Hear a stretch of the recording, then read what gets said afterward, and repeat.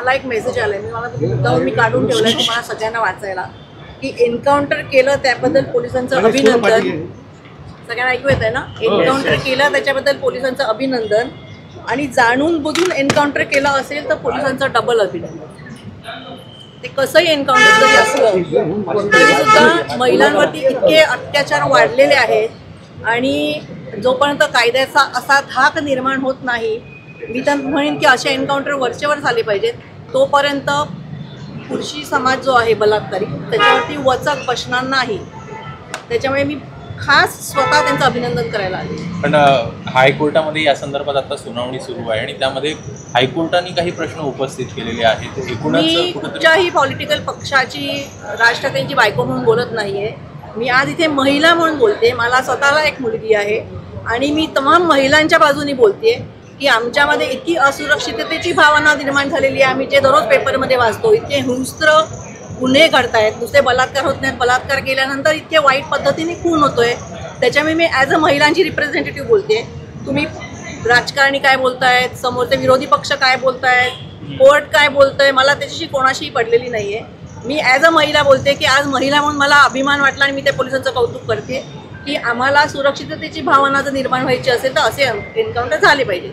घरच्यांकडनं देखील कुठे प्रश्न उपस्थित केले जातात, त्याच्या घरच्यांकडनं काही उपस्थित प्रश्न पुरावे नष्ट करण्याचं काम या ठिकाणी एकूण त्याला फसवलं जात होतं, पुरावे नव्हते, जो दोषी आढळलेला नव्हता. पुरावे वगैरे मला तर माहिती असू शकत नाही, पण मी टीव्हीवरच बघितलं, उज्ज्वल निकम साहेब बोलले की कोर्टाकडे आणि पोलिसांकडे त्याचे सर्व पुरावे आहेत. त्या दोन लहान मुलींनी त्यांना आयडेंटिफाय केलेलं आहे, जी आयडेंटिफिकेशन टेस्ट असते त्या दोन्ही लहान मुलींनी त्याला ओळखलेलं आहे.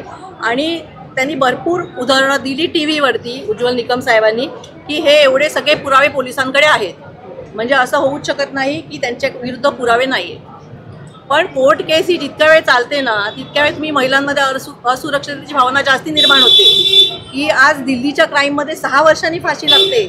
ती महिला मेल्यानंतर इतकी हॉरिबल अवस्थेत तिला मारली होती, तर त्याच्यानंतर तुम्ही 6 वर्ष त्या माणसाला जगण्याचा हक्कच नाही दिला. आपण शक्ती कायदा नुसता बोलतो, आम्हाला हा शक्ती कायदा पाहिजे. तुम्ही लोकसभेत पास करा, विधानसभेत पास करा, नका करू, आम्हाला महिलांना हा शक्ती कायदा अभिप्रेत आहे. कायद्याकडे मात्र अंमलबजावणी व्यवस्थित होताना दिसत नाही कुठे, त्यामुळे अशा ती डिले होते. कसं आहे, पोलिसांनी त्याचं काम केलं तरी कायद्याचा कीस पडतो. 6 वर्ष झाली की त्या मुली, आता त्या लहान मुली आहेत, तुम्ही 6 वर्षांनी त्यांना कोर्टात उभं केलं की त्यांच्या लक्षात राहील का की पुरुष आहे का, तो कोण आहे, त्यांनी काय केलं, त्या किती लहान वयाचे आहेत. आता हे असे 1-2 महिन्यातच निकाल लागले पाहिजे. तुम्ही कोर्टात निकाल लावले 1-2 महिन्यात तर अतिउत्तम आहे, नाही लागले तर हे अतिउत्तम आहे. पण कुठेतरी लोकशाहीला हे सगळं मारक आहे असे देखील प्रश्न. तुम्हाला असं नाही वाटत की महिलांवरती अत्याचार होतात ते लोकशाहीला मारक आहेत?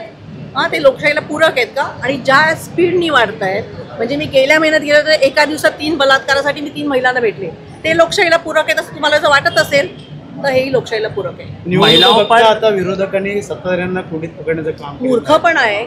मी तुम्हाला सगळ्यांना आठवत असेल की हैदराबादला एका मुलीवर बलात्कार झाला होता आणि 4 बलात्कारांना हैदराबाद पोलिसांनी ग्राउंडवरती एन्काउंटर केलं होतं. तेव्हा हेच विरोधी पक्ष आत्ता जे सकाळी सकाळी बोंबलत आहेत त्यांच्या वृत्तपत्रात त्या हैदराबादच्या पोलिसांचं कौतुक केलेलं होतं. मग हैदराबादच्या पोलिसांना वेगळा न्याय आणि महाराष्ट्रातल्या पोलिसांना वेगळा न्याय असा कसा असू शकतो? जर त्यांनी एन्काउंटर केलं, त्यांची कौतुक केलं पाहिजे, तर ह्यांनी एन्काउंटर केलं असेल तर ह्यांचंही कौतुकच केलं पाहिजे. शेवटी तो काय संत नव्हता ना, तो बलात्कारी होता. मुलींनी त्याला ओळखलंय, मुलींनी पुरावे दिलेले आहे. महिला म्हणून त्यांच्या पोलिसांच्या कशा प्रकारे असणार आहे आणि आता काय बोलणं झालं? मी त्यांना असं सांगितलंय, मला खात्री आहे की सरकार आणि पोलीस डिपार्टमेंट कायद्याने त्यांना संरक्षण, त्यांच्या बाजूने वकील उभे करतील. मी त्यांना सांगितले आमची ही वकिलाची पक्षाची टीम आहे, तुम्हाला लागलं तर आम्हाला सांगा, आम्ही आमचे वकीलही तुम्हाला देऊ. भूमिका काय, राज ठाकरेंची भूमिका काय असणार आहे पोलिसांच्या बाजूने? माझी आहे ना. त्यांची महिला म्हणून झाली तर पोलीस त्यांचीच बायको. मी कुठल्या पुरुषाला आवडेल की महाराष्ट्रात बलात्कार होत आहेत? मला एक पुरुष दाखवा की जो सांगेल की अरे वा छान होतंय. त्यांच्या बाजूने कोणालाही हे पटणार नाही. महिलांवरती जे अत्याचार चालले ते कोणालाही पटणार नाही. एकूण महिला म्हणून तुम्ही हे सगळं बोलत असताना कुठेतरी कायदे जे आहेत ते यातनं कायदे अतिशय तकलादू आहेत, ब्रिटिशकालीन आहेत, आणि आपण वर्षोनवर्ष बोंबलतोय की ते कायदे बदलले पाहिजेत. तुम्ही फास्ट कायदे केले पाहिजेत. त्या काळात एवढे गुन्हे होत नसतील.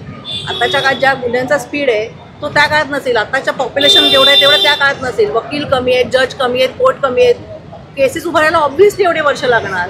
तुम्ही ते वाढवा, सगळं कायदे फास्ट करा, तर मग हे असं व्हायची वेळच येणार नाही.